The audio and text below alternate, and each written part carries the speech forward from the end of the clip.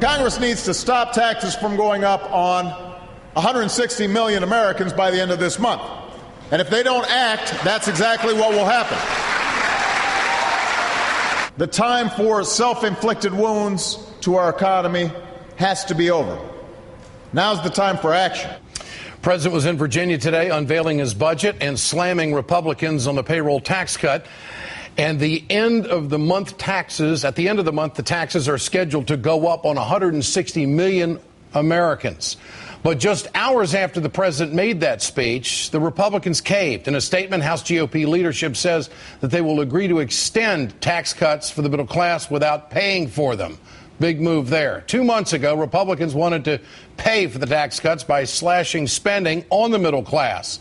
Democrats wanted the ultra-rich to pay a little bit more.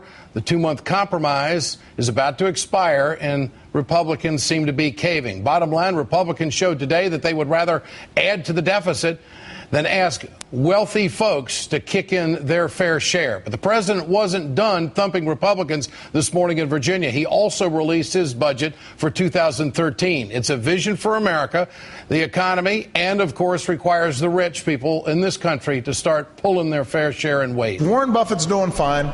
I'm doing fine. We don't need the tax breaks. You need them. You're the ones who see your wages stall. You're the one whose costs of everything from college to groceries has gone up. You're the ones who deserve a break. Let's turn to Senator Bernie Sanders of Vermont, who is a member of the Senate Budget Committee. Senator, good to have you with us tonight. Here are just some of the highlights and the headliners, should I say, of the president's budget. $350 billion in short-term measures to encourage job growth. And before we go any further, of course, that is stimulus package. Again, it would implement the Buffett rule, repeal Bush tax cuts for the wealthy. It would also tax dividend income over $250,000 as ordinary income. It would end oil subsidies and reduce the deficit by $4 trillion over the next decade. What's good about this budget, Senator? What do you like? What do you don't like? Well, all of that stuff is good stuff. Look, the fact of the matter is the United States today has the most unequal distribution of wealth and income of any major country. Wealthiest people are doing phenomenally well. Their effective tax rate is the lowest in decades. So if we are serious about two things, Ed, number one, the need to create millions of jobs, the need to make investments in our energy system, transforming energy, rebuilding our infrastructure, it is totally appropriate that we ask the wealthiest people in this country to pay more in taxes, and that's where the Buffett rule comes in.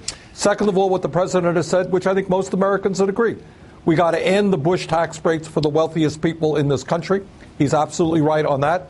Thirdly, what he also said is that we have to end tax breaks for oil and gas companies. We have had companies in recent years, ExxonMobil, among other companies, making billions of dollars in a given year in profits and paying nothing in federal income tax. That is totally absurd. So I think all of that stuff is right. We have got to reduce the deficit. We've got to create jobs, and the wealthiest people in this country should be asked to play a role in that. Senator, these numbers, do they add up? Would it really reduce the deficit over the next 10 years? Would it do $4 trillion over the next decade? From what I understand, it would. I would go further in one area, Ed. We need tax reform, corporate tax reform. What the president is saying is he wants to make it budget neutral. He wants to end some of the loopholes and the exemptions, and at the same time, he wants to lower corporate tax rates. I think you have so many outrageous loopholes. You have a situation where we're losing $100 billion every single year because of the tax havens that corporations are investing in. I think we can raise substantial revenue while we also make a simpler and more progressive corporate tax code. Now, we all know that Paul Ryan's budget would cut taxes for the wealthy and end Medicare as we know it.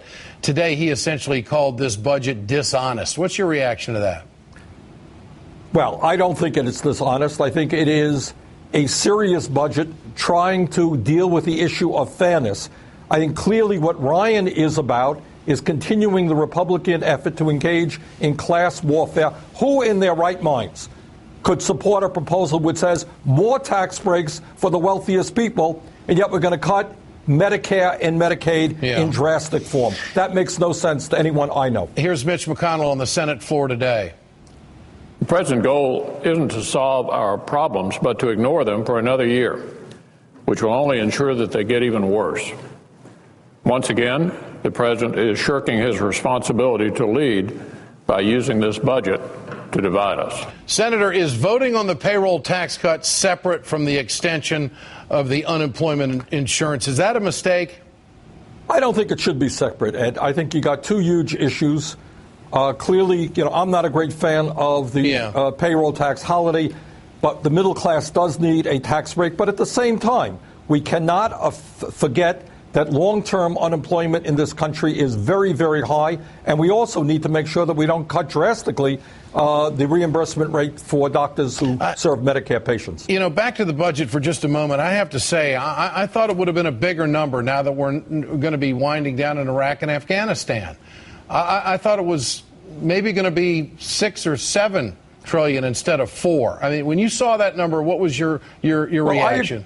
And remember, the president's budget is essentially a recommendation to Congress. Yeah. That's all it is. And we've got to go from here. And I agree with you.